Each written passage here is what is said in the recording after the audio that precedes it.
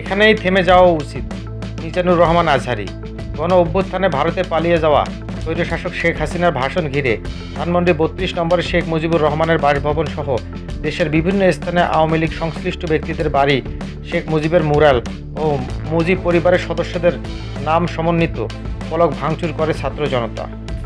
এমন পরিস্থিতিতে অন্তর্বর্তী সরকার থেকে শুরু করে বিভিন্ন রাজনৈতিক দল প্রতিক্রিয়া দেখিয়েছে। এই ঘটনাকে উস্কে দেওয়ার জন্য প্রায় সবাই আওয়ামী লীগের শেখ হাসিনাকে দায়ী করেছে। পাশাপাশি সবাইকে শান্ত থাকারও আহ্বান করা হয়েছে। এবার এ নিয়ে কথা বলেছেন জনপ্রিয় ইসলামিক বক্তা মিজানুর রহমান আজহারী। তিনি সবাইকে এখানেই থেমে যাওয়ার আহ্বান জানিয়েছেন। শুক্রবার সকালে সামাজিক যোগাযোগ মাধ্যম ফেসবুকে নিজের ভেরিফাইড পেজে দেওয়া এক পোস্টে এ আহ্বান করেন আজহারী। পোস্টে তিনি বলেন, ডেমোক্রেসি দেশকে অস্থিতিশীল অবস্থায় নিয়ে যেতে পারে, এখানেই থেমে যাওয়া উচিত। আসুন আমাদের জাতিকে পুনর্গঠন করি। তিনি আরও বলেন, এমন দূরদর্শীপনায় যেন মত্ত না হই যা আমাদের এগিয়ে চলার পথে রুদ্ধ করে দেয়। কোথায় থামতে হবে এটা বোঝাও অনেকটা পথ পাড়ি দেওয়ার মতো সহায়ক।